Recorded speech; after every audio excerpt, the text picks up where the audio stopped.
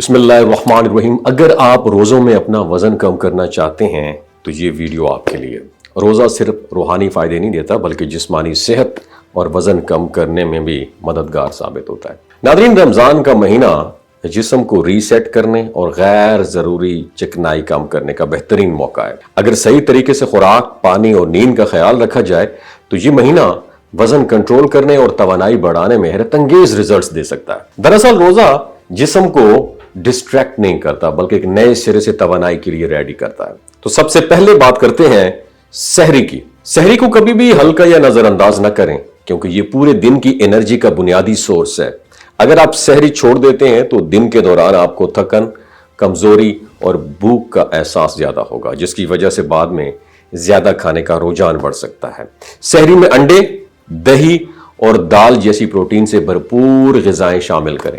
یہ نہ صرف آپ کو دیر تک بھوکا نہیں رہنے دیتے بلکہ میٹابولزم کو بھی ایکٹیو رکھتے ہیں، یعنی آپ کا جسم کیلوریز کو زیادہ ایفیکٹولی یوز کر سکتا ہے۔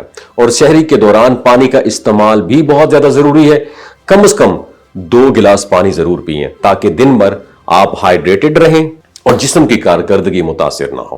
اور روزہ کے دوران سبزیوں اور سلاد کا زیادہ استعمال کریں اور سفید روٹی، چاول یا زیادہ نشاستہ والی جو چیزیں ہیں یہ بھی محدود رکھیں۔ اور سبزیاں اور سلاد وائٹامنز، معدنیات اور فائبرز یہ فراہم کرتے ہیں، یہ جو نہ صرف ہاضمے کے لیے دی بیسٹ چیز ہے بلکہ جسم کو بھاری محسوس ہونے سے بھی بچاتے ہیں۔ مثال کے طور پر سلاد میں کھیرے، ٹماٹر، شملہ مرچ اور گاجر شامل کریں تاکہ جسم کو پانی اور غذائیت دونوں ملیں۔ اب بات کرتے ہیں افطاری کی۔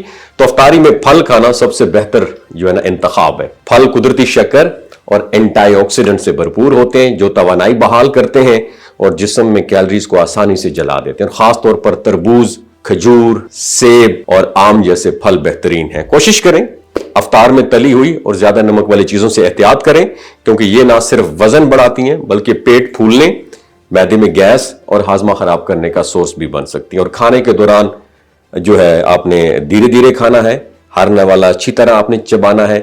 تیزی سے کھانا نہ صرف زیادہ کیلوریز جذب ہوتی ہیں بلکہ معدہ بھی بھاری پن محسوس کرتا ہے اور دیر بعد توانائی کم محسوس ہوتی ہے۔ کچھ دیر بعد کھانے کے بعد تھوڑا سا آپ نے ریسٹ کرنا ہے مگر زیادہ دیر تک بیٹھے رہنے سے آپ نے اوائڈ کرنا ہے۔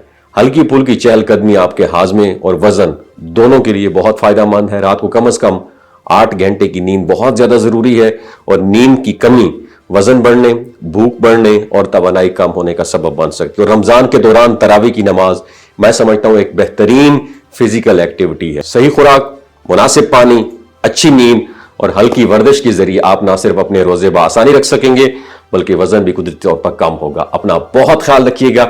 نیچے کمنٹ سیکشن میں رمضان مبارک ضرور مینشن کیجیے گا اور اس ویڈیو کو زیادہ سے زیادہ شیئر کیجیے گا۔ Thank you so much.